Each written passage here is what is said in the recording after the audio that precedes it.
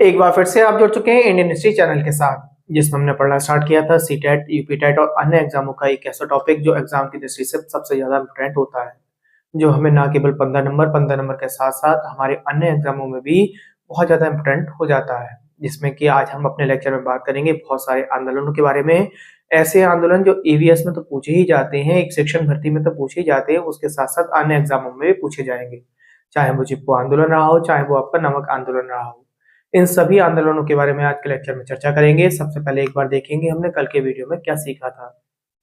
कल हमने अपने वीडियो में बताया कि ईवीएस पढ़ाना बच्चे के लिए क्यों आवश्यक होती है, क्यों हमें पर्यावरण अध्ययन पढ़ाया जाता है, कौन सी कक्षा से पर्यावरण पढ़ाया जाता है, ये सारी बातें हमने कल के वीडियो में देखी। हमने देखा कि एक मनुष्य के जो है संवेदी अंग कौन से होते हैं और उन संवेदी अंगों से वो किस प्रकार कार्य करता है। केवल मनुष्य ही नहीं, हमने मनुष्य के साथ साथ कंपेयर करी जानवरों में भी। हमने बताया कि जानवरों के जो संवेदी अंग होते हैं एक मनुष्य से ज्यादा होते हैं। हमने देखा कि किस तरीके से त्वचा, किस तरीके से जीभ कार्य करती है। जीभ के हमने आपके पार्ट्स बताए। जीभ के साथ साथ हमने संवेदी अंगों के साथ साथ बहुत सारी अन्य चीजों पर कल बात करी, चर्चा करी। जैसे कि हमने सोने पर बात करी कि कौन सा जानवर, कौन सा मनुष्य, कौन सा जो है जानवर किस प्रकार सोता होगा और किस प्रकार शिकार करता होगा। हमने चिड़ियों के बारे में बात करी कि कौन सी चिड़िया किस प्रकार घोंसला बनाती होगी। अगर आज की बात करें तो आज बात करेंगे इन सभी के भोजन के बारे में। सबसे पहले अगर भोजन पर चर्चा की जाए तो हम देखते हैं भोजन। भोजन का मतलब हो गया जीव, जीव यानी स्वाद लेना। एक देखो स्वाद हमारा, भोजन जो है हम भोजन को देखकर यानी स्वाद लेकर ही पहचान पाते हैं कि भोजन जो है अच्छा है या खराब है। एक हो गया स्वाद, और स्वाद के साथ साथ सूंघ कर भी आप बहुत सारी चीजों को पहचान सकते हैं। आपने देखा होगा जब खाना खाते हैं तो खाना, कुछ खाने आप ऐसे भी होते हैं जैसे कि चिप्स ले लिया आपने, कोल्ड ड्रिंक्स ले ली या अन्य तरीके के मटेरियल ले लिए, तो उनपे ना उनकी एक एक्सपायरिंग डेट लिखी हुई होती है। उसकी एक उसकी लब्धि मालूम होती है, हमें एक समय सीमा पता होती है कि इस समय में जो है ये खाना जो है खराब हो जाएगा, इस समय से पहले उपयोग किया जा सकता है। सेम इसी प्रकार बच्चे को हमें ना ये सिखाना बहुत आवश्यक हो जाएगा कि एक हर एक चीज की खान पीन की जो है कोई ना कोई एक सीमा होती है। ये नहीं है कि एक लंबे समय तक उस खाने को रखा जा सकता है। और अगर लंबे समय तक खाने को रखा जाना है तो उसके लिए हमें क्या करना होगा। जैसे कि हम एग्जाम्पल देते हैं अचार का। अचार एक लंबे समय तक रखने वाली चीज होती है और उसे लंबे समय तक रखने के लिए हमने उसके लिए क्या किया होगा। तो सबसे पहले एक नए थीम के बारे में बात करेंगे। नया थीम होगा हमारा भोजन। और भोजन को हमने स्टार्ट करा कहाँ से, भोजन के बारे में चर्चा होगी आज। हमने पढ़ना स्टार्ट किया था पर्यावरण अध्ययन। एक बार फिर से मैं आपको लिख देता हूँ, पर्यावरण अध्ययन हमने कल के चैप्टर में पढ़ना स्टार्ट करा था। और पर्यावरण अध्ययन में हमने कल आपको बता दिया था ये आपको अध्ययन कक्षा 2 तक नहीं है, तीसरी, चौथी और पांचवी कक्षाओं में पर्यावरण अध्ययन पढ़ाया जाता है। ठीक, पर्यावरण अध्ययन में अगर आज का जो टॉपिक होगा हमारा पहला टॉपिक हो जाएगा भोजन। देखिए भोजन, भोजन के लिए आपको ध्यान रखना, बच्चे को क्या बताना है। भोजन को आप जो पहचान करते हो या तो उसे स्वाद से करोगे, स्वाद का मतलब हो गया जीभ से करोगे आप, सबसे इंपोर्टेंट चीज। इसके साथ साथ आपको ये बताएंगे सूंघ कर भी भोजन को पहचाना जाता है। बच्चे को दिखाओगे कि आप बहुत सारी चीजों को ना सूंघ लेते हो, सूंघने के बाद बता देते हो ये चीज खराब हो गई या सही है।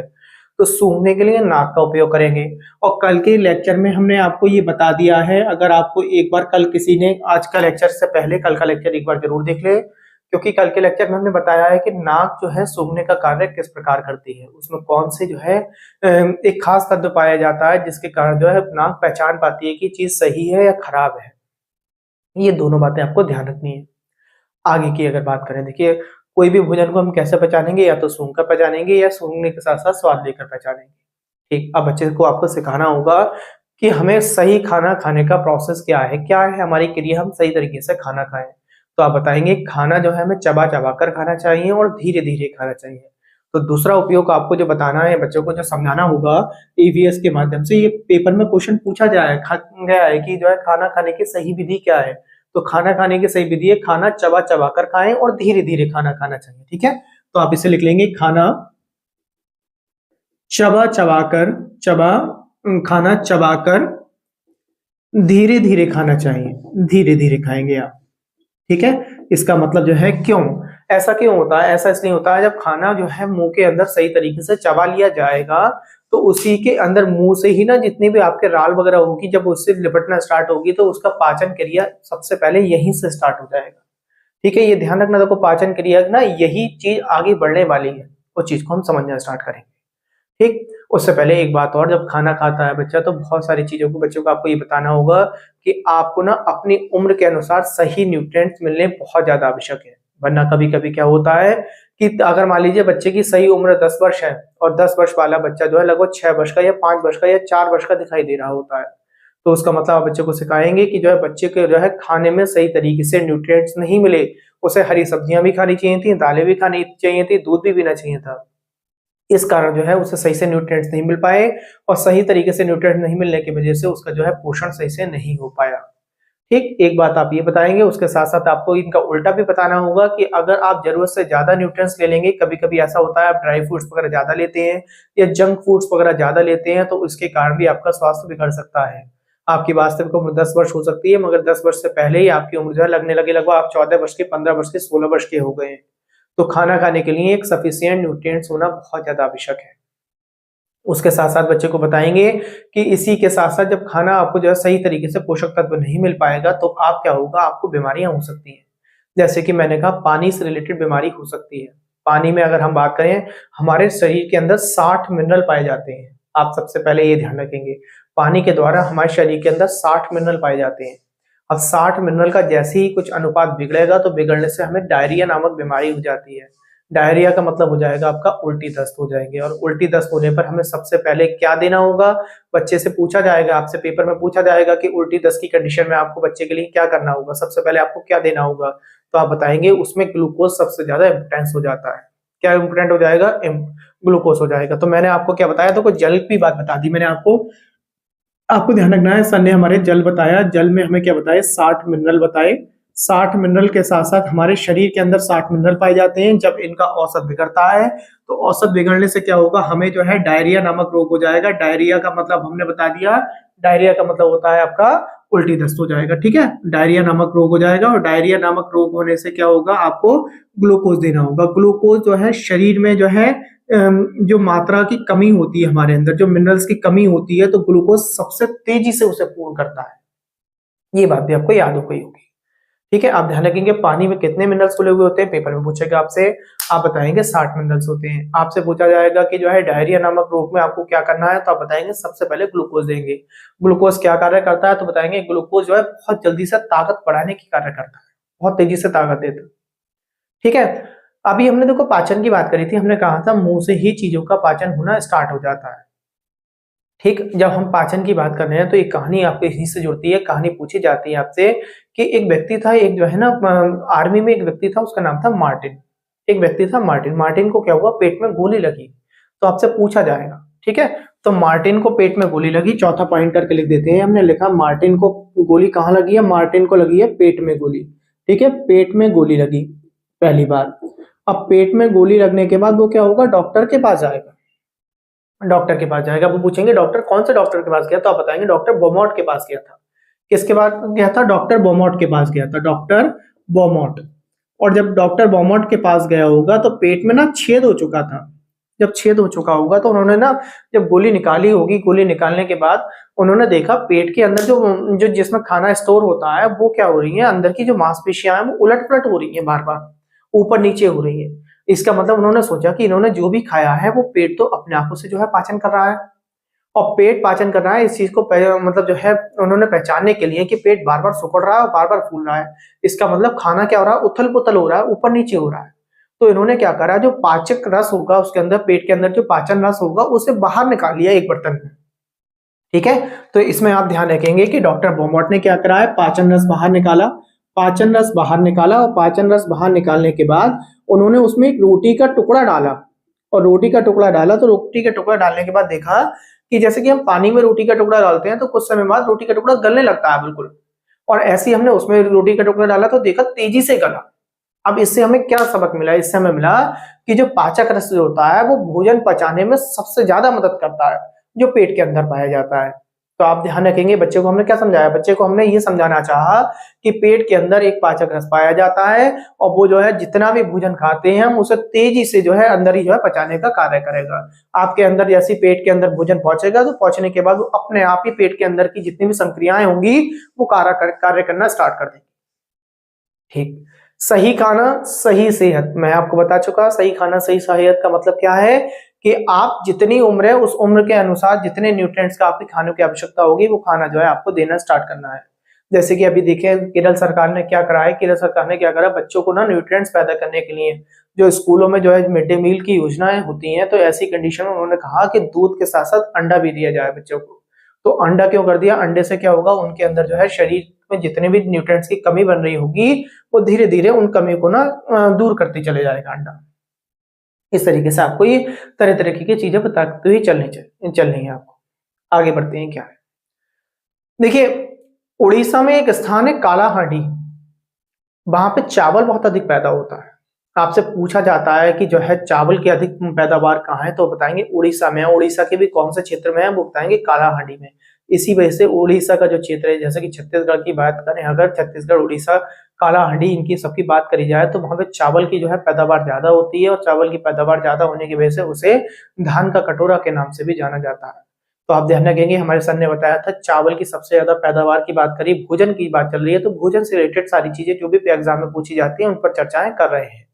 ठीक है, तो उड़ीसा में कालाहांडी है, कालाहांडी में चावल की अधिक से अधिक जो है पैदावार होती है। ठीक, चलिए एक पॉइंट और पेपर से रिलेटेड बना, हमने क्या बताया, उड़ीसा। उड़ीसा में भी कौन सा स्थान बताया, कालाहांडी बताया हमने आपको, कालाहांडी। और कालाहांडी से रिलेटेड हमने आपको बता दिया यहाँ पे चावल की पैदावार बहुत ज्यादा होती है, चावल की पैदावार। ठीक है, चलिए ये बात भी ध्यान रखेंगे। और चावल की पैदावार के साथ साथ मैंने उड़ीसा छत्तीसगढ़ को बता दिया, धान का कटोरा पेपर में पूछ लेता है आपसे। एक क्वेश्चन हमें ना, एक चैप्टर जो है हम जब उसमें ईवीएस की बुक पढ़ते हैं, थर्ड फोर्थ और फिफ्थ की, हम जो है जितने भी एनसीईआरटी की बुक्स होती हैं जहां से हम आपके लिए मटेरियल ढूंढ के लेके आते हैं, हम उसमें अगर बात करें तो उसमें एक चैप्टर है कि खाएं आम 12 महीने, इस तरीके से जो है चैप्टर की डिटेल दी रखी है। अब खाएं आम 12 महीने, देखो 12 महीने तो आम चलता नहीं है, आपको भी मालूम है, बट उसे कैसे खाएं। मैंने अभी थोड़ी देर पहले आपसे कहा था कि देखिए भोजन को जो है हम एक लंबे समय तक भी स्टोर कर सकते हैं, उसका भी कोई ना कोई रखने का तरीका होगा, किस तरीके से रखेंगे।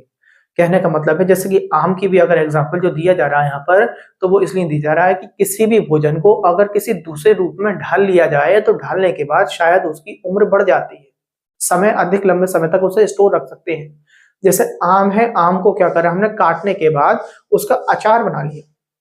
अब अचार बनाने के लिए आप करते क्या है, माता जी वगैरह जब अचार बनाती थी, घर में बनाती हैं, तब आपने देखा होगा वो क्या करती हैं, सबसे पहले उस पे ना आमों को काटने के बाद जब सुखाती हैं तो उन पर नमक लगा देती हैं। और नमक लगाने से क्या होता है, उसका जो है मॉइस्चर खत्म हो जाता है, और मॉइस्चर खत्म होने से क्या होगा, आम के अंदर का जब जो है गीलापन, जो मॉइस्चर होगा वो सब निकल जाएगा, तो वो सड़ने से बच जाएगा। किसी भी चीज को अगर गलाने की बात होगी तो मॉइस्चर बहुत ज्यादा इंपॉर्टेंट होगा। आप ध्यान रखना, मॉइस्चर पे ही नया एग्जाम्पल लेंगे हम, जो पेपर में बहुत ज्यादा पूछा जाता है। तो सबसे पहले हमने क्या कहा, आपसे पूछ लेगा कि आम के अचार में आमों को सुरक्षित रखने की क्या कार्यविधि है, तो आप बताएंगे नमक लगाकर उसका मॉइस्चर खत्म कर देना। ठीक, ये क्वेश्चन भी मैं समझता हूँ आपको याद हो गया होगा। ठीक, आम का अचार पे अगर कोई क्वेश्चन बनेगा, आम का अचार, तो आम के अचार पर आपको याद हो गया नमक, हमने सर ने हमारे बताया था, और नमक किस काम का, क्या काम करता है, मॉइस्चर को दूर करता है। ठीक है, नमक मॉइस्चर को दूर करेगा, ये बात आपको क्लियर हो गई होगी। नया पॉइंट, जैसे कि मैं अभी आपसे बात कर रहा था, कभी कभी क्या होता है ना, चलिए और भी पूछ लेगा इससे, नए पॉइंट की तरफ को बढ़ेंगे। एक और पूछा जाता है इसी तरीके से खराब होने में, जैसे कि दूध को पूछ लेगा, छोटे छोटे बच्चों से जो है आप कैसे उनकी मेमोरी बढ़ाएंगे, वो दूध को पूछ लेगा कि दूध को खराब होने से कैसे बचाया जा सकता है। आप बताएंगे दूध को खराब होने से जो है बार बार उबालेंगे आप, तो उबालने से जो है दूध को खराब होने से बचाया जा सकता है। आपसे पूछ लेगा कि जो है बच्चे से को ज्ञान दीजिए कि हरा धनिया है, अगर हरा धनिया को किस तरीके से बचाया जा सकता है। हरा धनिया को तो आप बताएंगे एक बर्तन में ना पानी लेने, और पानी में अगर जो है हरा धनिया को डाल दिया जाए तो हरा धनिया एकदम तेजी से खराब नहीं होगा।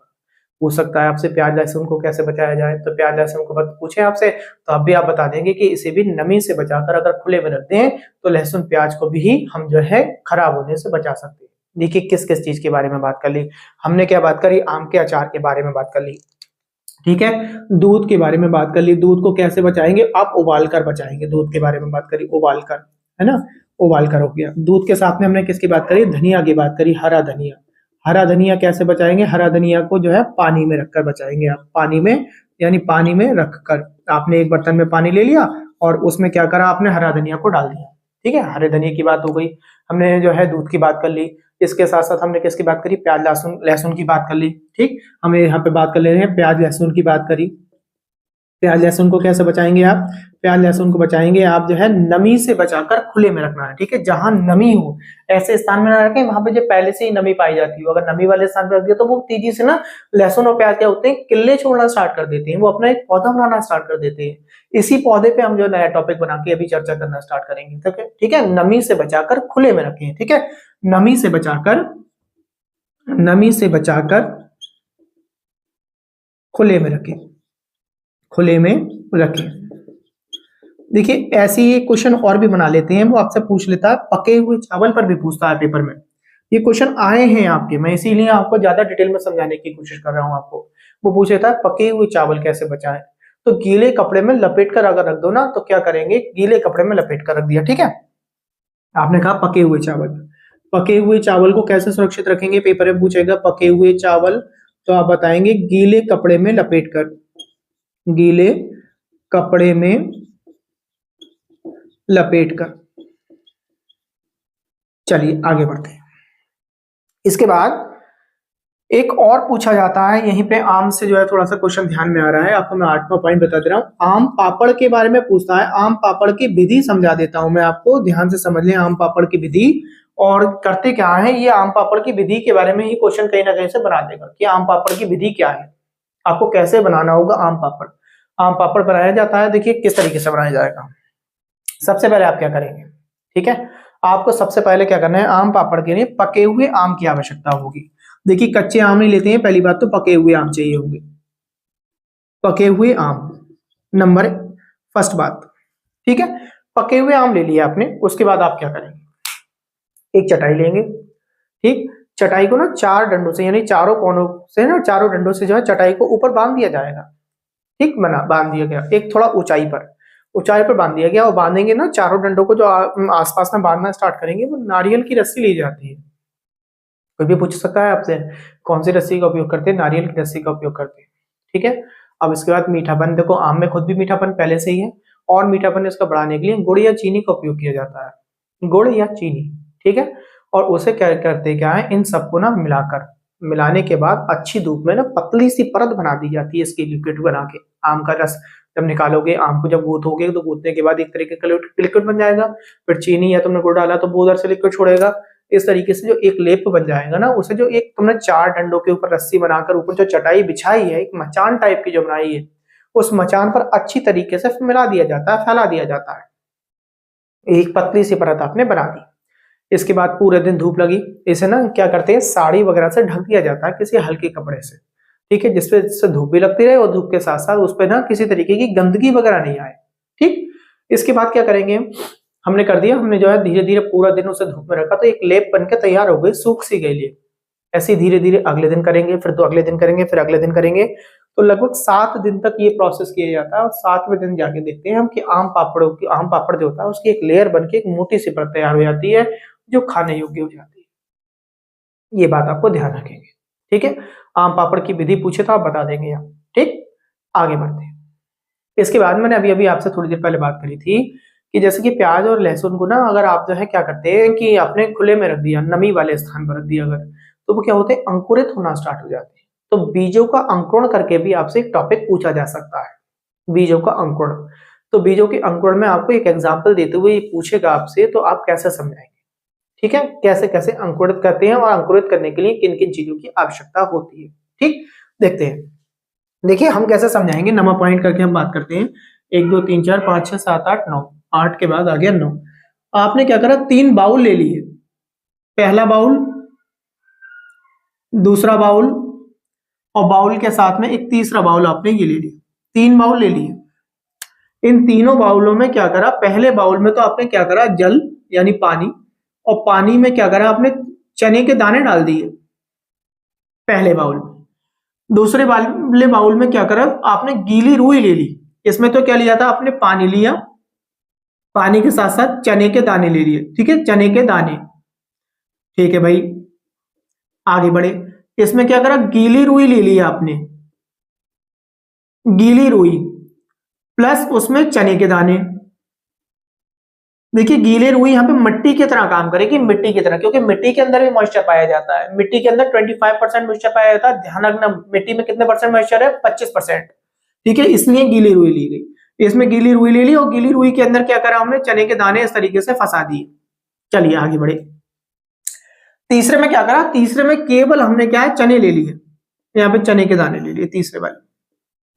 ठीक है, यहाँ पे चने के दाने हैं। अब हमने देखा कि सबसे पहले अंकुरित किसमें होना स्टार्ट होंगे, या अंकुरित के साथ साथ सही तरीके से बढ़ना किसमें स्टार्ट करेंगे, अंकुरित तो होंगे। अंकुरित के लिए हमने क्या करा, अब आपको क्या क्या चीजों की आवश्यकता होती है। देखिए मैंने अभी आपसे बोला मिट्टी, और मिट्टी में नमी बोला है मैंने, यानी पानी बोला आपको। तो मिट्टी प्लस पानी, दो चीजें चाहिए आपको, उसके साथ साथ वायु भी चाहिए। तो मिट्टी प्लस पानी प्लस वायु, ये सारी चीजें किसमें मिल रही होगी, ये मिलेगी दूसरे वाले में। तो दूसरे वाले में तेजी से अंकुरित होंगे, और अंकुरित के साथ साथ एक पौधा अच्छा बनेगा पौधा हमारा। पहले वाले में भी अंकुरित होंगे, मगर अंकुरित होने के बाद क्या होगा, इसमें खराब जल्दी हो जाएंगे, इसमें खराब हो जाएंगे। बट ये कभी खराब नहीं होंगे, क्योंकि जो गीली रुई जो है वो एक तरीके से इसे क्या प्राप्त करा रही होगी, इससे जो है मॉइस्चर देती जा रही होगी, मॉइस्चर देती जा रही होगी, नमी देती चली जा रही होगी। और यहाँ पे क्या होगा, पानी क्या होगा, वो धीरे धीरे से गलाना स्टार्ट कर देगा, अंकुरित तो करेगा मगर खराब कर देगा। तो इस वाले हमने प्रोसेस से क्या सीखा, हमने सीखा कि किसी पौधे को जो है आगे अंकुरित होने के लिए, किसी बीज को अंकुरित होने के लिए मिट्टी के साथ साथ पानी और वायु की भी आवश्यकता होती है। इसमें उसे पानी तो मिला, बट ना मिट्टी मिली और ना मिट्टी के साथ में सही तरीके से एयर मिली। ठीक है, यहाँ पे क्या था, रुई में डूबा हुआ था, इसे एयर भी मिल रही थी, क्योंकि रुई क्या थी, धीरे धीरे हवा भी ले रही होगी, रुई का पानी सूख भी रहा होगा, और पानी को आपको सूखने नहीं देना है, धीरे धीरे उसे जो रुई है उसे गीला रखना है। एक क्वेश्चन तो आपका ये तैयार हुआ। दूसरा क्वेश्चन मैंने अभी आपको बोला कि मिट्टी में कितने परसेंट जो है नमी पाई जाती है, पेपर में पूछेगा आपसे तो बताएंगे 25% नमी पाई जाती है। मिनरल कितने परसेंट पाया जाता है, तो 40% मिनरल पाया जाता है, आपको ये भी ध्यान रखना है। ठीक है, तो मिट्टी में मैं आपको यहीं पे क्वेश्चन बना के बता देता हूँ कि मिट्टी में अगर बात करें, मिट्टी में नमी कितनी मिलेगी आपको, नमी मिलेगी आपकी 25%। और अगर हम बात करें मिनरल की बात करें, तो मिनरल मिलेगा आपको 40%, मिनरल होगा आपका 40%। ये बात देखो, धीरे धीरे चीजों को समझने से याद होती है, और आपको धीरे धीरे याद होती जाती है। इसके बाद हमने एक पौधा आपसे पूछा, शिकारी पौधा, जिसे निपेंथीस करके बोलते हैं। ठीक है, निपेंथीस करके बोलेंगे शिकारी पौधा। वो शिकारी पौधा वो शिकार जो करता है, छोटे छोटे कीड़े मकोड़े जब उनकी पत्तियों पे आके बैठ जाते हैं, बैठने के बाद उसे क्या करता है, वो खा जाता है, पत्ती को बंद करके खा जाता है। वो क्यों खाता है, उसका क्या कारण है, आपसे ये पूछा जाएगा। तो आप बताएंगे नाइट्रोजन की कमी होती है ऐसे पौधों में, और नाइट्रोजन की कमी होने के कारण जो है ये निपेंथीस पौधे जो होते हैं वो अपने नाइट्रोजन की पूर्ति करने के लिए इन जो है छोटे छोटे कीड़े मकोड़ों को खाते हैं। ये कहाँ पाए जाते हैं आपसे पूछा जा सकता है। तो भारत की अगर बात करें तो भारत में पाए जाते हैं मेघालय में अधिकतर, और ऑस्ट्रेलिया में भी पाए जाते हैं। ये ऑस्ट्रेलिया के साथ साथ इंडोनेशिया में पाए जाते हैं। तो शिकारी पौधा करके आपको मैं एक नया पॉइंट बना देता हूँ, 10वां पॉइंट। क्या पढ़ा हमने, शिकारी पौधा पढ़ा। शिकारी पौधे का काम क्या है, पौधों का जो है शिकार करना, शिकारी पौधा। अच्छा, शिकारी पौधा का नाम क्या बताया हमने, और एक कमी बताई, किस कमी के कारण करा, नाइट्रोजन की कमी के कारण।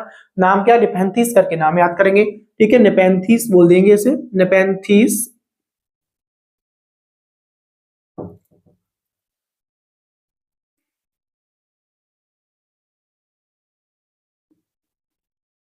निपेंथीस, ठीक है। और इसमें किसकी कमी होती है, नाइट्रोजन की कमी होती है। भारत में कहाँ कहाँ पाया जाता है, भारत में पाया जाता है मेघालय में अधिकतर, मेघालय हो गया। और कौन कौन से देश की बात करें, अगर कोई देश पूछ ले तो आप बता देंगे ऑस्ट्रेलिया में पाया जाता है। और भी पूछ ले, अगर एक और आपको एग्जांपल दे दे तो आप बता देंगे इंडोनेशिया, बताया था हमारे सर ने, इंडोनेशिया। तो इनकी चीजें याद हो जाएंगी तो आपको जो है ये चीजें आसान लगने लगेगी। ठीक है, तो यही चीज पर्यावरण में अधिकतर पूछता रहता है, अधिकतर जो पूछेगा वो चीजें आपको मैं आपको बताता जा रहा हूँ, याद होती जा रही है। इसके बाद बीजों का प्रयोग कहाँ होता है।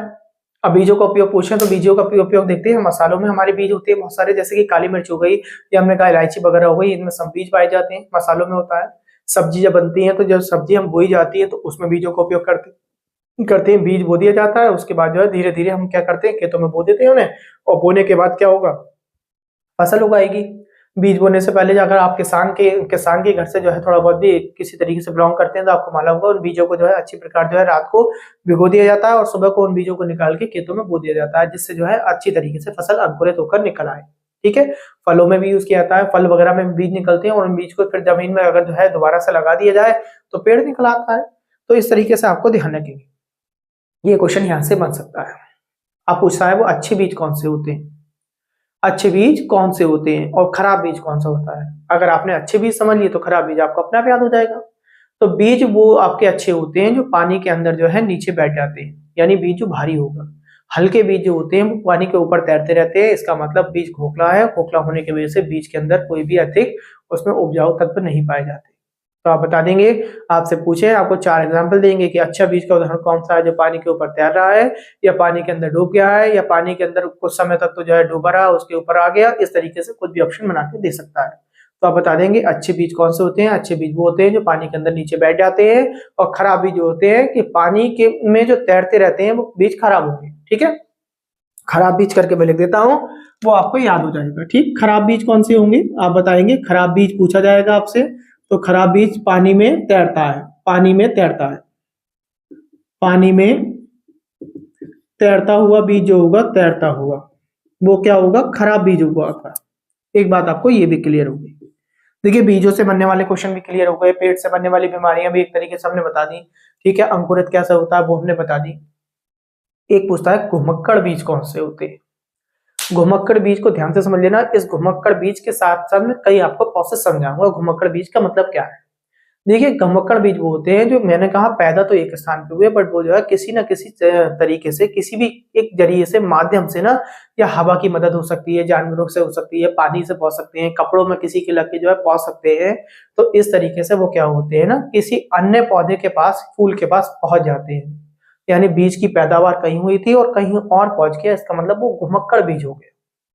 घुमक्कड़ बीज किस तरीके से, देखिए पौधा जो होता है, पौधे पे जो फूल लगता है, तो फूल के 2 भाग होते हैं, एक होता है मादा भाग, एक होता है नर भाग। ठीक, देखिए मैं समझाता हूं आपको। जैसे कि मैंने आपसे कहा, क्या कहा, घुमक्कड़ बीज की बात हो रही है। घुमक्कड़, घुमक्कड़ बीज, इनके बारे में हम बात कर रहे हैं, घुमक्कड़ बीज के बारे में। चलिए क्या है, हमने आपसे क्या कहा, फूल होता है, फूल के 2 भाग होते हैं। एक होता है आपका, मैंने क्या कहा, एक तो होता है आपका मादा भाग होगा, एक नर भाग होगा। एक हो गया मादा भाग और एक हो जाएगा नर भाग। मादा भाग की बात करें तो इसे स्त्री केसर बोलते हैं,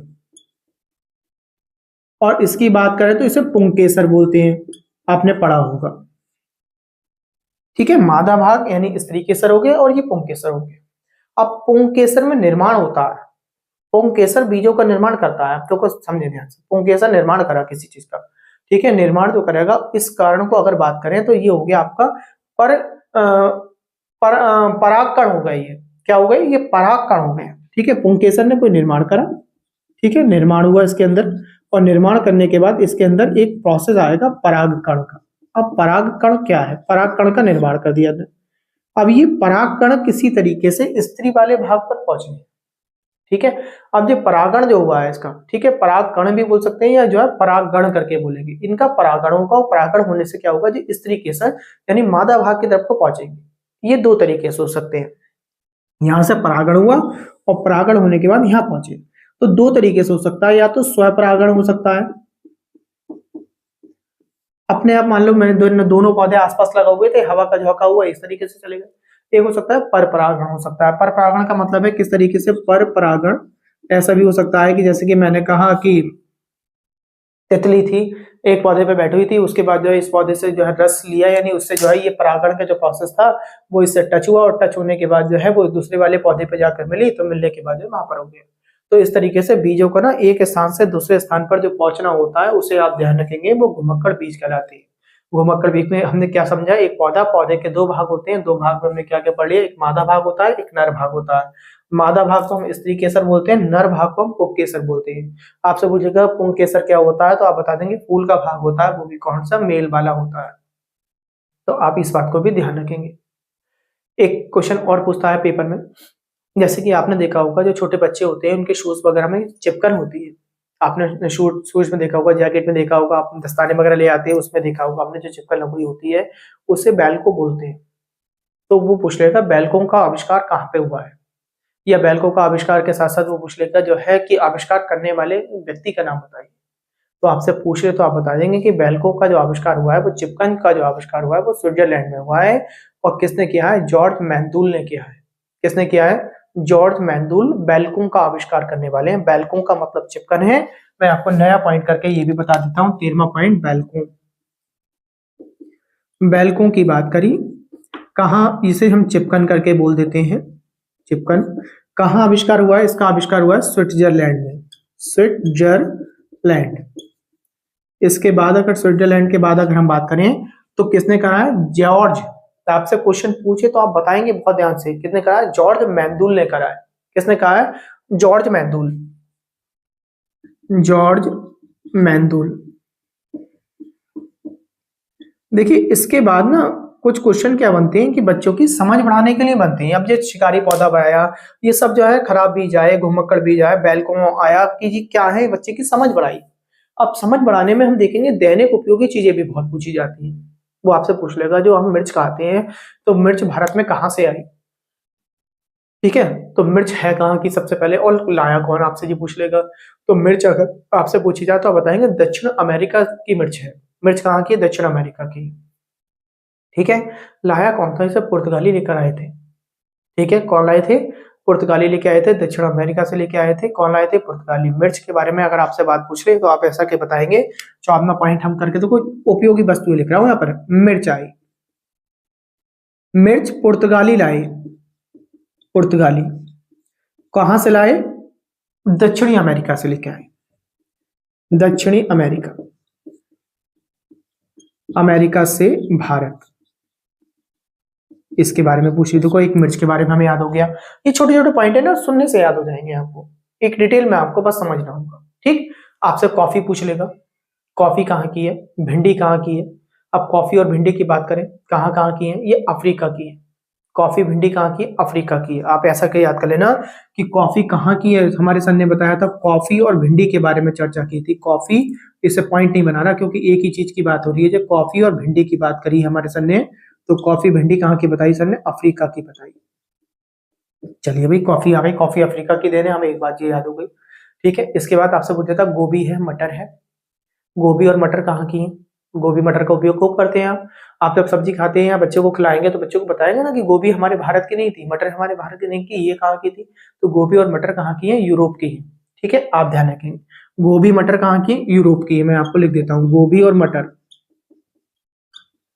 कहाँ की है? यूरोप की है। चलिए भाई, यूरोप की बात हो गई, इसकी गोभी मटर की बात हो गई। इसके बाद आपसे और पूछेगा, चाय पूछ लेगा। अभी कॉफी की बात हो गई, अब चाय की बात हो गई।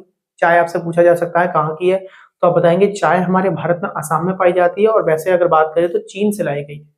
ठीक है, चीन की, और चीन से समझ सकते हैं, चीन और असम। ठीक, तो चाय के बारे में अगर आपसे क्वेश्चन पूछे चाय के बारे में, तो चाय को बता देंगे आप चीन और असम की बात कर देंगे। आसाम या असम कुछ भी आप बोल सकते हैं। ठीक है, असम की पहाड़ियों पर उगाई गई थी भारत में लाने के बाद।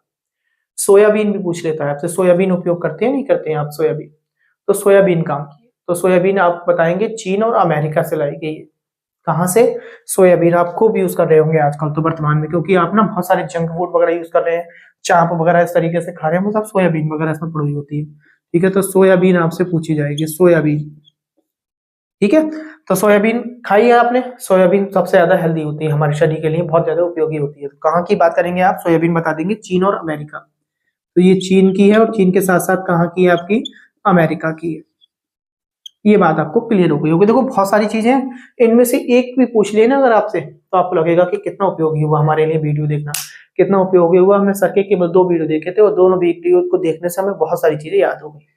अब जैसे कि भारत की पूछ ले, आप भारत के बच्चों को बताएंगे नहीं बताएंगे कि भारत की कौन कौन सी फसलें हैं? बैगन हो गया, मूली हो गई, सेम हो गया। ठीक है, सेम है, करेला है, आम है, संतरा है, बेर है, केला है, पालक है, परमल है, टिड्डा है, टिंडा जो बोलते हैं आप। ठीक है, टिंडे की सब्जी खाई होगी आपने, टिंडा है, मेथी है। ये सब कहाँ की है? भारत की है। एक बार फिर बोल दे रहा हूँ, अब फिर से बताएंगे। मेथी बताई थी सर ने हमारे, टिंडा बताया था, परवल बताया था, पालक बताया था, केला हो गया, बेर हो गया, संतरा है, आम है, करेला है, सेम है, मूली है, बैगन है। ये सारी कहाँ की फसलें हैं आपकी? ये भारत की फसलें। ठीक है, मैं आपको लिख देता हूँ भारत की फसलों में। ठीक है, आपसे पूछी जाएगी। ठीक, भारत की फसलें आप ध्यान रखेंगे। देखिए बहुत सारी, मैं आपको 4-5 लिख दे रहा हूँ जिससे कि आपको याद रहे भारत की कौन कौन सी है। देखिए हमने, देखो फलों में याद कर, हमने केला बोला भी आपने यहाँ। केला, केला सभी ने खाया है, केला भारत की फसल है। केला हमारे यहाँ खूब उपयोग किया जाता है। केले के साथ साथ आम करें, संतरा करें, सेब करें, बेर करें, सॉरी, केला, आम, संतरा, बेर। सब्जी में अगर बात करें तो सब्जी में हमने बैगन बोला आपको, परवल बोला, टिंडा बोला, मेथी बोली, है ना। इस तरीके से आपको ये चीजें याद कर लेनी है, ठीक है। बाकी एक दो मैंने और बोली है, आप वो चीजों को जो है सुनकर लिख सकते हैं, ठीक है। बैगन हो गया, मूली भी हो गई, मूली बोली थी, सेम बोला था मैंने अभी आपको, इस तरीके से आप बता देंगे। पालक बोला था हमने, ये बता देंगे। जब ये सारी चीजें बोलोगे ना तो बच्चों को क्या सिखाओगे आप? बच्चों को सिखाओगे कि फसलों को, बच्चे फसलों को समझेंगे। आप बोले सर फसलें हुई ये कौन कौन सी ऋतु में हुई होंगी, तो आप बच्चों को बताएंगे कि ये फसलें बेटा हमारे यहाँ पहले 6-6 महीने में हुआ करती थी, बट अब 4-4 महीने में डिवाइड हो गई है। और अब तो धीरे धीरे जितनी ऑर्गेनिक खेतियां होती जा रही हैं वो 3-3 महीने की हो रही है, और 3-3 महीने की होने के साथ 3 महीने में होने के मतलब एक साल में 4 बार, पहले एक साल में 2 बार हुआ करती थी, जिसे हम खरीफ और रबी की फसल बुलाया करते थे। खरीफ की फसल बतानी है और रबी की फसल बतानी है, ठीक है। फसल कितने प्रकार की बतानी है? खरीफ की, रबी की बतानी है। अब खरीफ में क्या था, खरीफ की फसल जो है ग्रीष्म ऋतु में बोई जाती थी और वर्षा ऋतु में काटी जाती थी। ऐसा करके समझाना है आपको। ग्रीष्म ऋतु में बोई जाएंगी और वर्षा ऋतु में काटी जाएंगी। देखिए मैं आपको याद करा रहा हूँ।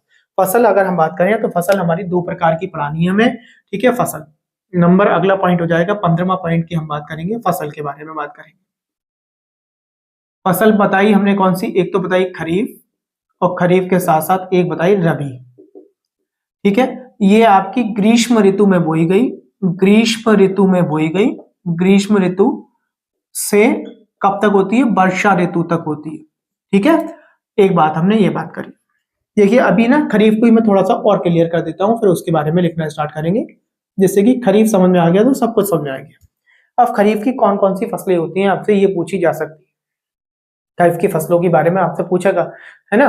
तो अभी जैसे ग्रीष्म ऋतु कब कब है, ऐसे भी पूछा जा सकता है। तो ग्रीष्म ऋतु की बात करें, गर्मियां हमारी अप्रैल के महीने से जो है स्वाभाविक तौर से आना स्टार्ट हो जाती है और सितंबर तक हमारी ऑलमोस्ट चलती है। तो ग्रीष्म से लेकर और सितंबर में वर्षा रहती है हमारी, ठीक है। सितंबर तक, हम जुलाई अगर सितंबर तक जाए तो वर्षा ऋतु हमारी सितंबर में जाके एंडिंग होना स्टार्ट होगी, ठीक। अप्रैल से सितंबर तक कर ऐसा करके याद कर लेंगे, ठीक है। यहाँ पे मैं लिख देता हूं ऐसे करके, यहाँ पे लिख दिया मैंने अप्रैल से सितंबर की बात हमारे सर ने हमसे कर ली थी, ठीक है। आप इस तरीके से इन चीजों को ध्यान रखेंगे। अब पूछेगा वो फसल कौन कौन सी होती है, खरीफ की फसलों के बारे में बात हो रही है। तो आप एक छोटी सी जो है आपको एक लाइन बता रहा हूं वो याद कर लेंगे, तो आप बताएंगे इनमें खरीफ में याद करने के लिए, अरे गधे बाजा मत बजा, अरे गधे बाजा मत बजा। तो ठीक है, अरे गधे बाजा मत बजा हमने याद करा, तो इस समय क्या याद होगा? अरे गधे बाजा मत बजा। अरे का मतलब हो गया अरहर से, अरहर है आपकी, ठीक है। अरहर आपने जो है अरहर की दाल जो होती है, ठीक है। दलहन वगैरह जो आएंगी इसमें आएंगी खरीफ में, आप ऐसे करके याद हो गया। दलहन उसमें बता दिया सर ने हमें। अरे का मतलब अरहर हो गया। अरे गधे, गधे का मतलब हो गया गाफर, हो गया आपका गन्ना, ठीक है। गाफर हो गया गन्ना, ठीक है। अरे गधे, तो ऐसा कि गन्ना याद कर लिया आपने बच्चे को याद कराने के लिए। बाजा का मतलब आप जो है किससे करेंगे? बाजरा हो गया आपका, बाजरा। अरहर हो गया, गन्ना हो गया, बाजरा हो गया। ये 3 फसलें देखो कि आपने बच्चों को एकदम तेजी से याद करा दी। इसके बाद हम क्या कर सकते हैं, ये सब बता सकते हैं, जैसे कि मत का मतलब मक्का हो गया, ठीक है। ये मक्का वगैरह भी दलहन में ही आ जाते हैं। 4 फसलें आपने बता दी, 4 फसलें इस तरीके से याद कर ले, इनमें से कोई आपसे पूछी जा सकती है। अब रबी की फसलों की बात करें तो देखिए अभी हमने क्या कहा था, वो सितंबर के महीने तक जो है चली, सितंबर के महीने मतलब अक्टूबर में जो है ये बोई जा रही होंगी। और जब ये अक्टूबर में बोई जा रही होंगी तो मतलब जाड़े आ गए होंगे, सर्दियां आ गई होंगी। जाड़ों के महीने से बोई थी और मार्च तक के महीनों तक इनकी कटाई रहती है, ठीक है। तो जाड़ों में ही बोई गई है, जाड़ों में ही काटी गई है, ठीक है। तो आप ध्यान रखेंगे जाड़ों से जाड़ों तक रहती है, अक्टूबर से मार्च तक की रहती है, ठीक है। तो इसमें रबी की फसलों में हमने क्या करा, जाड़ों से स्टार्ट हुई आपकी, जाड़ों से जाड़ों तक हुई आपकी स्टार्ट, ठीक है। तो हमने क्या करा, जाड़ों से यानी अक्टूबर के महीने से स्टार्ट हुई होंगी, अक्टूबर से कब तक चली आपके? मार्च तक चली होंगी। ये बात आपको क्लियर हो गई होगी। अब इसकी अगर आप जो है रबी की जो है थोड़ा सा ट्रिक याद करें तो रबी की ट्रिक भी बता देता हूं। रबी की ट्रिक में आप ऐसा करके याद कर लेंगे कि रबी की ट्रिक आप याद करेंगे, आज सच में राई ने गेम खेला, आज सच में राई ने गेम खेला। मैं लिख देता हूं आपको और कुछ फसलों के नाम बोल दे रहा हूं। आज सच में राई ने गेम खेला। तो आज सच में आ का मतलब आलू हो गया, जा का मतलब जौ हो गया, सा का मतलब आप बात करेंगे सरसों हो गया, चा का मतलब करेंगे आप चना हो गया, राई का मतलब राई होता ही है, गे का मतलब गेहूं हो गया, माँ का मतलब मटर हो गया। देखिए बहुत सारी फसलें याद हो गई, इनमें से ही पूछ लेगा आपसे। अभी आपको याद नहीं हो रही थी, आप कंफ्यूज हो रहे थे, अब आपने एक एक जो है आपने ट्रिक याद कर लिया, अब धीरे धीरे आपको याद हो गई, दो चीजें आपको ये भी क्लियर हो गई। अब आके और क्वेश्चन क्या बन सकते हैं उन पे बात करते हैं। एक फसलें और भी होती हैं, कभी कभी आपसे पूछ ले जायद की फसल पूछ ले, तो जायद की फसलें जो होती हैं वो पानी वाली फसलें होती हैं, जिसमें जो है ज्यादातर उन फसलों से हमें पानी की पूर्ति जो करती हैं। जैसे कि पानी की हम बात करें तो जायद में आपको ये भी लिखकर समझा दे रहा हूँ, जायद जिसमें क्या हो गया, जैसे खीरा है, ककड़ी है, खरबूज है, तरबूज है। देखिए आपको याद होगी जायद की फसलें, सर ने बताया पानी वाली फसलें होती हैं जिसमें ज्यादा पानी की मात्रा प्राप्त होती है। तो खीरा हो गया, तरबूज हो गया, ककड़ी हो गई, ठीक है, खरबूज हो गया, ये सब है। जब भोजन की बात चल रही है तो एक भोजन बहुत पूछा जाता है पेपर में, मैंने देखा है, मैंने खुद पेपर दिया तो उसमें पूछा गया था पेपर में। एक गुजराती डिश होती है ऊंधियो। ऊंधियो डिश कहाँ की है, आपसे ध्यान रखना है, गुजराती है, पूछ लेंगे आपसे। और ऊंधियो का अर्थ क्या है, तो ऊंधियो का मतलब है, अर्थ है उसका उल्टा। ठीक है, गुजराती डिश है, क्या नाम है गुजराती डिश का, ऊंधियो नाम है। मैं आपको लिख के समझा रहा हूँ, ध्यान से समझेंगे। पॉइंट नंबर 16 की बात करें, हम ऊंधियो की बात कर रहे हैं, ठीक है। ऊंधियो करके एक हमारे पास फसल होती है, वो क्या नाम है, एक रेसिपी होती है ऊंधियो। कौन सी होती है, ऊंधियो करके एक रेसिपी होती है, और ये कहाँ की होती है, गुजरात की होती है, गुजरात की होती है। इसका अर्थ क्या होता है, इसका अर्थ होता है उल्टा। देखिए क्या करते हैं, उल्टा ऐसे करके करते हैं कि एक बर्तन में क्या करते हैं, ये सब्जियां वगैरह डाल दी इन्होंने, एक बर्तन में सब्जी डाल दी, सब्जियों के साथ साथ मसाला डाल दिया, मसाला के साथ साथ उन्हें सबको मिला दिया। मिलाने के बाद बर्तन का जो है ऊपर से जो है, जो बर्तन का जो ढक्कन होगा उस ढक्कन को बंद कर दिया, उसको सील कर दिया, और सील करने के बाद बर्तन को उल्टा करके पकाया जाता है। तो ये उल्टा करके पकाने की रेसिपी जो आई आपकी, उसे हमने ऊंधियो बोला। ध्यान रखेंगे। एक बात आपको ये भी याद हो गया, एक पूछा जाता है पौधों के प्रकार के बारे में पूछा जाता है, तो पौधे के प्रकार को कॉरिन बोलते हैं।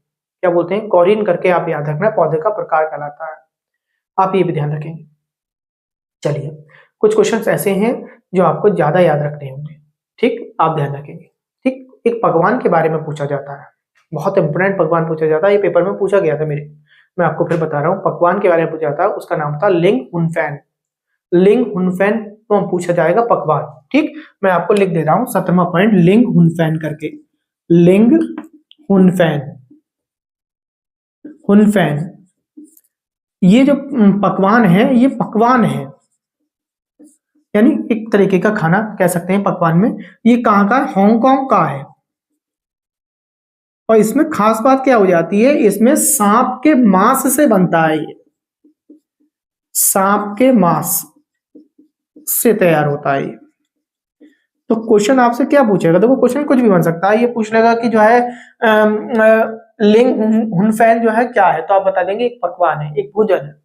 वो पूछ लेगा कहाँ का है, आप बताएंगे हांगकांग का है। तो वो आपको ऐसे भी पूछ सकता है कि इनमें से कौन सा भोजन जो है सांप के मांस से तैयार किया जाता है, तो आपके सांप के मांस से तैयार करने वाला भोजन आप बता देंगे कौन सा हो गया, लिंग हुनफैन हो गया। ये चीजें आपको धीरे धीरे याद हो जाती है, ठीक है। इसके बाद एक पौधा और भी होता है जिसके बारे में हमसे पूछा जाता है, ये केरल में उगता है, उसका नाम है टैपिकोआ पौधा, ठीक है। तो टैपिकोआ पौधा के बारे में पूछा जा सकता है, टैपिकोआ टैथिकोआ करके लिखा हुआ मिलेगा आपको, टैथिकोआ लिखा हुआ होगा, पौधा केरल में उगता है।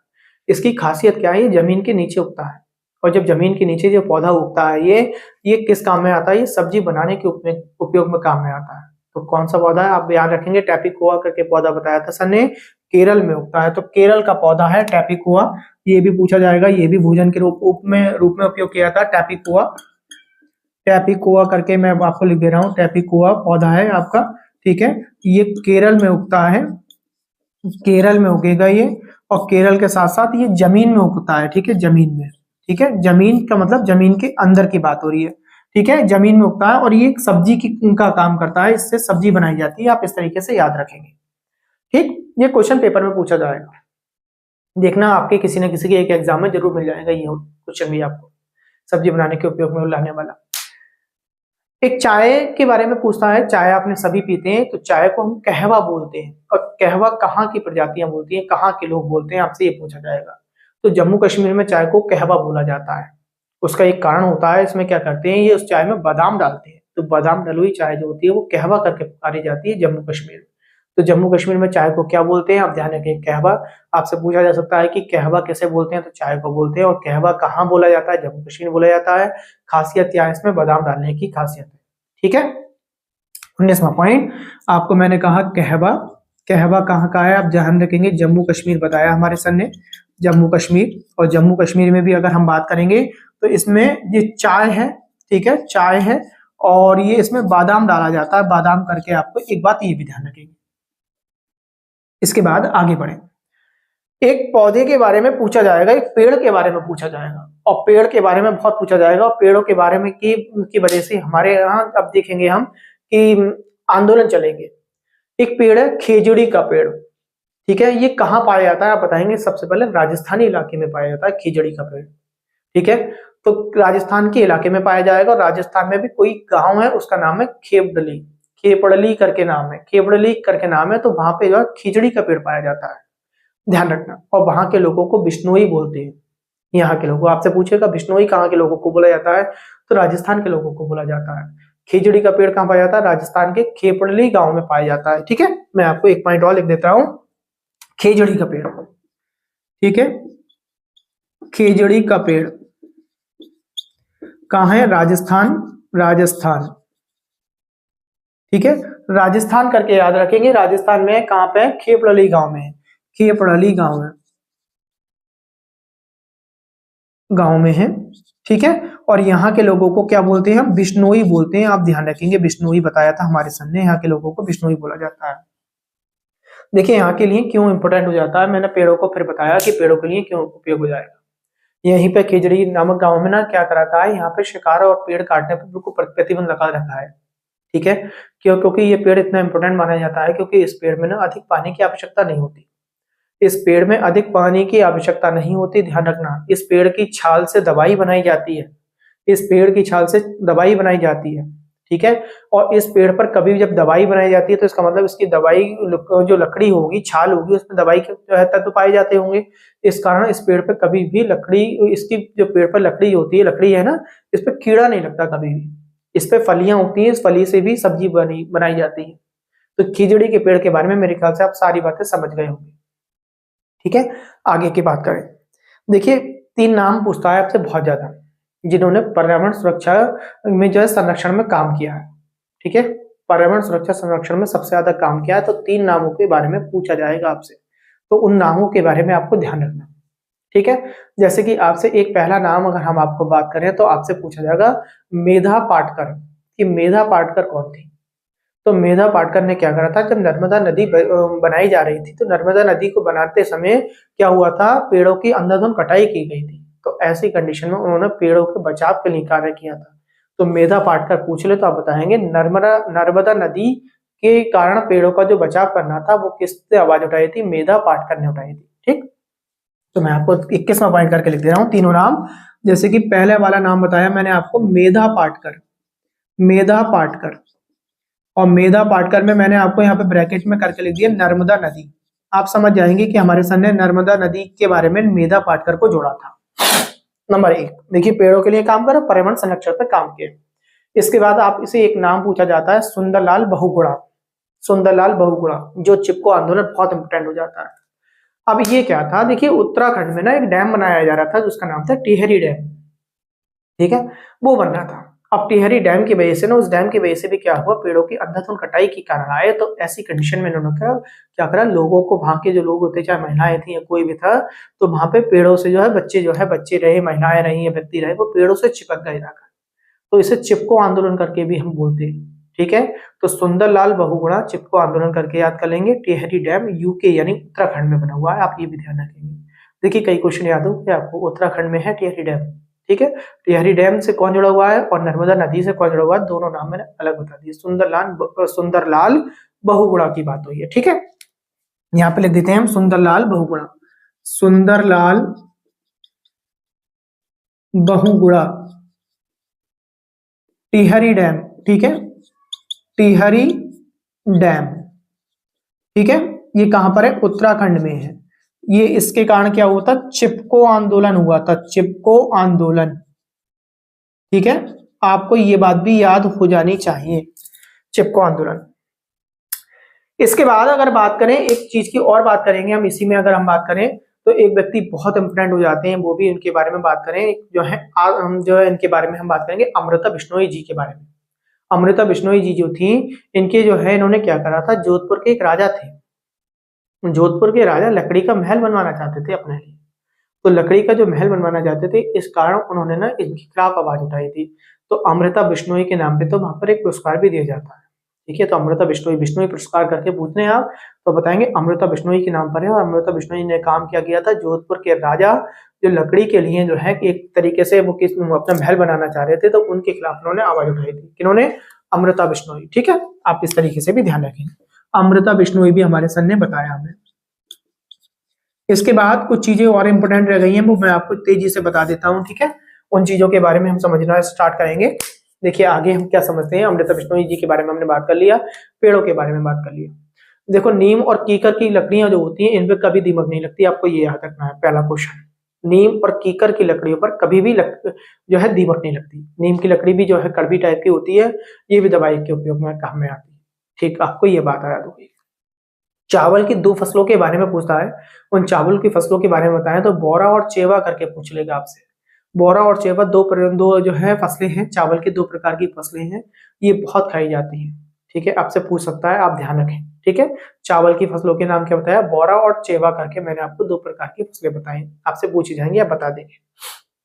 हमें क्या हुआ, हमने देखा कि बहुत सारी चीजें ऐसी होती हैं, देखो जड़ों से, फलों से, शाखाओं से, अब जिस सड़ने से जो मदद करते हैं हमारे लिए, कौन करते हैं, वो आपसे ये पूछा जाएगा, वो आपको तो आप बताएंगे जो केचुए वगैरह होते हैं, जिसे हम किसान का मित्र भी बोलते हैं, तो ये ना ये सारी चीजें क्या करती हैं, मदद करती हैं हमारी किसी न किसी तरीके से फसलों में, मिट्टी में, ठीक है, भोजन में कहीं ना कहीं कह सकते हैं। मिजोरम में एक त्योहार मनाया जाता है, आपसे ये भी पूछा जाएगा, मिजोरम में एक त्योहार मनाया जाता है, फसल कटने पर जो है हम जो है त्योहार मनाते हैं, वहां पे एक नाच होता है, उसमें त्योहार में जो नाच किया जाता है, नाच के बारे में पूछेगा, मिजोरम का है, उसका नाम है, नाच का नाम है चराओ। चराओ नामक एक नाच होता है, कहाँ पे होता है, मिजोरम में होता है, फसलों के कटने के उद्देश्यों पे होता है, आप ध्यान रखेंगे, ठीक है। इसके बाद अगला जो थीम हमारा बनता है, मैं थीम आपको चलते चलते समझा जाता हूँ, कुछ इंपोर्टेंट बातें बताता जाता हूँ। इसमें एक थीम हमारे लिए बहुत इंपोर्टेंट हो जाता है, पानी। पानी का मतलब जल, जल का मतलब H2O, आपसे पूछा जाएगा कि जल का सूत्र क्या है, H2O है, इसमें हाइड्रोजन के दो आपके अणु होते हैं और ऑक्सीजन का एक होता है, ठीक है, मॉलिक्यूल की बात कर रहे हैं हम यहाँ पे। पानी को हमेशा ढककर रखना चाहिए, अगर पानी को बच्चों को समझाना है, पानी को हमेशा ढककर रखना चाहिए। और पानी हमारे रोजमर्रा की जिंदगी में बहुत ज्यादा इंपोर्टेंट हो जाता है। क्या वो इंपोर्टेंट हो जाता है, पानी का उपयोग करते हैं आप, जैसे कि मैंने कहा खाने में यूज करते हैं, पानी को पीने में करते हैं, नहाने में यूज करते हैं, कपड़े धोने में करते हैं, बहुत सारी चीजों में आप पानी का उपयोग करते हैं, बिना पानी के जीवन संभव नहीं है। देखिए चलता हुआ पानी जो होता है वो सही पानी माना जाता है, ठहरा हुआ पानी कहीं ना कहीं जो है बीमारी का कारण बन सकता है, इसलिए नदी है, नाले हैं, इनमें जो तालाब है, इनमें जब पानी ज्यादा दिन ठहर जाता है तो ये बीमारी का कारण बन जाता है। बीमारी कैसे बनती है बच्चों को समझाएंगे कि मच्छर जब इस पर बैठता है तो मच्छर से जो है बहुत सारी बीमारी बनती है, जैसे आपका डेंगू हो गया, मलेरिया हो गया। और जब डेंगू और मलेरिया हो जाएगा तो आप बच्चे को बताएंगे कि आपके शरीर से खून निकाला जाएगा, खून का टेस्ट किया जाएगा, ये सारी चीजें, बहुत सारी चीजें बन सकती है। अब ये कहानी मैंने आपको क्यों सुनाई, ये कहानी मैंने इसलिए सुनाई क्योंकि एक क्वेश्चन पूछा जाएगा आपसे। देखिए 600 वर्ष पुरानी बात, 600 650 वर्ष पुरानी बातें कर रहे हैं हम लोग, जो है एक तालाब बनाया गया था, उसका नाम था घड़सी, घड़सी सर, घड़सी सर करके एक तालाब बनाया गया था, आपसे पूछ लेगा ये ध्यान से। सर, घड़सी सर जो मैंने बोला, मैं कहीं अगर जगह हो तो मैं लिख दूंगा आपको, यहाँ पे कहीं मैं लिख देता हूँ, चलिए यहाँ लिख दिया 21 में 22वां पॉइंट करके मैं बना देता हूँ 22वां पॉइंट। तो कौन सा बताया मैंने, घड़सी सर, घड़सी सर। सर का मतलब अगर हम बात करें तो सर मतलब तालाब, तालाब होता है, ठीक है। तो घड़सी सर क्या है, सर मतलब तालाब है, घड़सी एक राजा का नाम है, आप ये याद करेंगे, जैसलमेर के राजा थे घड़सी, उन्होंने ये तालाब बनवाया था। इन्होंने जो तालाब बनवाया था, ये तालाब क्या थे, 9 तालाब थे, 9 तालाब थे, लाइन से बने हुए थे। पहला तालाब भर जाता था तो पानी भरने के बाद दूसरे में जाया करता था, दूसरा भर गया तो तीसरे में, तीसरे से चौथे, चौथे पांचवें, इस तरीके से 9 तालाब थे। इन्होंने ये योजना इस तरीके लोगों को पानी के लिए बनवाया होगा तालाब। और इस तालाब के चारों ओर उन्होंने क्या करा, जैसे कि मैंने कहा अगर सादा मिट्टी होती तो मिट्टी तो कट जाती, और मिट्टी कटने के कारण क्या होगा, वहां पर जो है पानी फैलने लगेगा, बेकार हो जाएगा। तो इसलिए उन्होंने क्या करा, वहां पर बड़े बड़े पत्थर लगवा दिए और लोहे के तारों से उन पत्थरों को जो है बंधवा दिया गया, जिससे कि लोग बाग आए, पानी रुका हुआ हो, पानी वहां पे भर सकते हो उन तालाबों में। पहली बात। इसके साथ साथ वहां पे क्या किया, सीढ़ियां बनवाई गई। और इस चीज को जो व्यक्त किया है हमारे लिए, जो लिखा है किसी ने, तो उन्होंने लिखा था अलबरूनी ने। अलबरूनी इन्हीं राजा के, जिसका नाम मैंने अभी आपको क्या बताया, गढ़सी राजा है। गढ़सी राजा के जो है समय में, जो राजा बताए मैंने जैसलमेर के हैं आपके, उनके समय में अलबरूनी आया होगा। अलबरूनी कहाँ से आए थे, उज्बेकिस्तान से आए थे, आप ये भी ध्यान रखेंगे। वो आए, उन्होंने आके इन बातों को लिखा है। ठीक है, उन्होंने बताया कि बड़े बड़े पत्थर थे, बड़े बड़े पत्थर के साथ साथ सीढ़ियां थी, उस सीढ़ी पत्थर को लगाने का उद्देश्य क्या था, ये सारी बातें उन्होंने बताई हमें। ठीक है, इसी के लिए उनके सम्मान में, अलबरूनी के सम्मान में 1973 में 1973 में डाक टिकट बनवाए गए इनके चित्र वाले, इनके अलबरूनी के। तो आपको ये भी ध्यान रखना कि भारत में जो है किसके लिए 1973 में जो है किसके सम्मान में डाक टिकट विद्युत चित्र बनवाए गए हैं, तो आप बताएंगे अलबरूनी की। और अलबरूनी कहां से जुड़े मैंने आपको बता दिया। एक और पूछा जाता है कि कुआं पूजन प्रथा हमारे यहाँ उपयोग खूब की जाती है, शादी के समय में, बच्चा होने के समय में कुआं पूजन किया जाता है, वो कहाँ की प्रथा है, तो आप बताएंगे उत्तराखंड की प्रथा है। ठीक है, उत्तराखंड की प्रथा है। और लास्ट में एक क्वेश्चन बहुत इंपॉर्टेंट जो आपके लिए बनता है, आप बताएंगे मृत सागर। देखिए, दुनिया का सबसे नमकीन सागर पाया जाता है, आपसे पूछेगा दुनिया का सबसे नमकीन सागर कौन सा है, तो बताएंगे मृत सागर है। इसमें अगर आप बात करें तो 1 लीटर जल अगर आप लेंगे तो उसमें 300 ग्राम नमक मिलेगा आपको। तो मृत सागर में कितना नमक है, 1 लीटर में लगभग 300 ग्राम नमक है। और मृत सागर में आप ना बिना मेहनत के भी तैर सकते हैं, क्योंकि नमक की मात्रा इसमें इतनी है, आप मेहनत ना करेंगे ना तब भी आप तैरते रहेंगे, पानी इतना जो है मोटा पाया जाएगा वहां पर। पहली बात। आगे बात करें, इसी से क्वेश्चन आपसे पूछ लेगा कि नमक निषेध कानून जो है वो कब आपका लागू किया गया था, यानी दांडी यात्रा की बात करें तो 5 अप्रैल 1930 को बात करेंगे। 79 अनुयायी थे। हमने अपना एक दांडी यात्रा पे पूरा एक आधुनिक भारत का वीडियो बना रखा है, आप वहां से वीडियो जाकर पूरी नमक यात्रा को आप समझ सकते हैं कि कौन कौन से राज्य से, चाहे गुजरात हो गया, महाराष्ट्र हो गया, उत्तर प्रदेश हो गया, कहाँ कहाँ से जो है लोग जुड़े होंगे, 79 अनुयायी आए होंगे, वहां पर कौन इनके साथ में पत्रकार रहा होगा, गांधी जी ने क्या कहा होगा, कितने दिन तक उन्होंने जो है यात्रा की होगी, 24 दिन तक, कितने दिन में, मतलब जो है प्रत्येक दिन कितना चला करते थे, ये सारी बातें हमने आपको अपने आधुनिक भारत के वीडियो में बता रखा है। इसके साथ साथ नमक बनाने का प्रोसेस आपसे पूछा जा सकता है, तो आप बताएंगे नमक बनाने का प्रोसेस है बाष्पीकरण द्वारा नमक को बनाया जाता है। आज के वीडियो में केवल इतना ही। नमस्कार, धन्यवाद।